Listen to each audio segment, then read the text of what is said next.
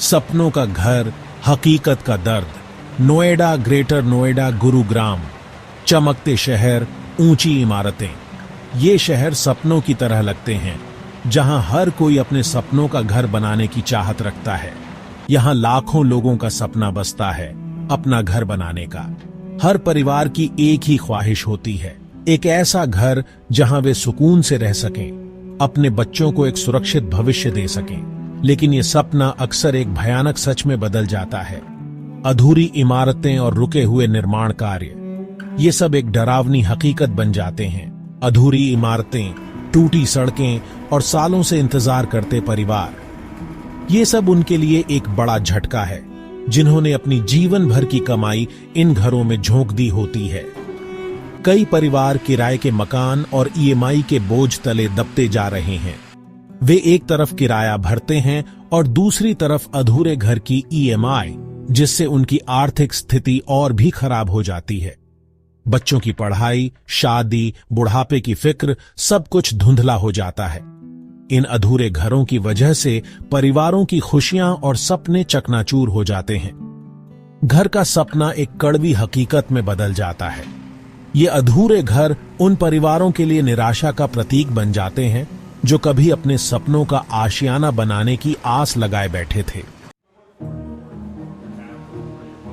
घर खरीदना कोई छोटा फैसला नहीं होता। ये एक ऐसा सपना है जिसे पूरा करने के लिए लोग अपनी पूरी जिंदगी की कमाई लगा देते हैं। एक घर न केवल एक छत है, बल्कि यह सुरक्षा, स्थिरता और भविष्य की आशा का प्रतीक है। आम आदमी अपनी पूरी जिंदगी की कमाई लगा देता है।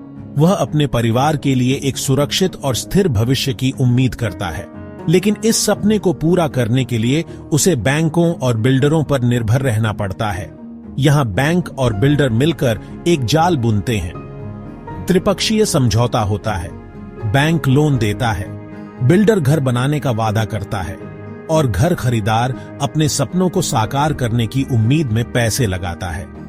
घर खरीदार, बैंक और बिल्डर तीनों इसमें शामिल होते हैं। यह एक ऐसा तंत्र है जिसमें हर कोई अपने हिस्से की भूमिका निभाता है। लेकिन जब इस तंत्र में कोई गड़बड़ी होती है तो सबसे ज्यादा नुकसान घर खरीदार को होता है।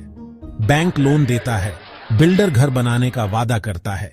घर खरीदार अपने सपनों का घर पाने के लिए इन दोनों पर भरोसा करता है। लेकिन जब बिल्डर अपना वादा नहीं निभाता तो घर खरीदार फंस जाता है। अधूरे निर्माण और बंद पड़ी साइटें उनके सपनों को चकनाचूर कर देती हैं। वे अपने निवेश को डूबता हुआ देखते हैं और उनके पास कोई विकल्प नहीं बचता। ईएमआई का बोझ तो रहता है, लेकिन घर नहीं मिलता। घर खरीदार को हर महीने किस्तें चुकानी पड़ती हैं, लेकिन बदले में उन्हें अधूरा घर और निराशा ही मिलती है। ये एक ऐसी स्थिति है जिसमें आम आदमी फंस कर रह जाता है। अधूरे घर, टूटते सपने, ये शब्द उन लाखों लोगों की कहानी बयां करते हैं जिनके सपने अधूरे रह गए हैं। सुपरटेक ट्विन टावर्स, ये नाम तो आपको याद होगा। ये सिर्फ एक इमारत नहीं, बल्कि हजारों लोगों की उम्मीदों का प्रतीक था, जो अब ध्वस्त हो चुका है। एक नहीं, ऐसे न जाने कितने उदाहरण हैं जहां लोगों के सपने ध्वस्त हो गए। लोग सड़कों पर उतर आए हैं, अपने हक के लिए लड़ रहे हैं। सालों से लोग इंतजार कर रहे हैं अपना घर पाने के लिए, हर दिन एक नई उम्मीद के साथ, लेकिन हर दिन निराशा ही हाथ लगती है। ईएमआई भरते भरते कई लोग कर्ज में डूब गए हैं। हर महीने की किस्तें भरते भरते उनकी आर्थिक स्थिति और भी खराब हो गई है। बच्चों की पढ़ाई छूट गई, बीमारियों का खर्चा बारच गया। परिवारों पर दोहरी मार पड़ी है, एक तरफ घर का सपना अधूरा और दूसरी तरफ जीवन की अन्य समस्याएं। कई परिवार तो टूटने की कगार पर पहुंच गए हैं। घर का सपना पूरा न होने से उनके रिश्तों में भी दरार आ गई है।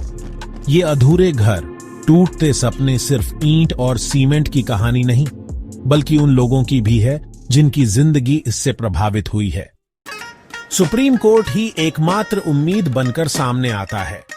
हाल ही में सुप्रीम कोर्ट ने बैंकों को फटकार लगाई है और सीबीआई जांच के आदेश दिए हैं। कुछ मामलों में तो सुप्रीम कोर्ट ने खुद हस्तक्षेप करके निर्माण कार्य दोबारा शुरू करवाया है। यह घर खरीदारों के लिए एक बड़ी राहत की बात है।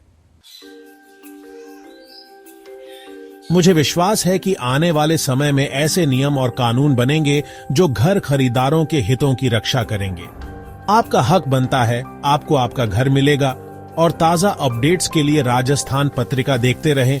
लाइक और सब्सक्राइब करना ना भूलें।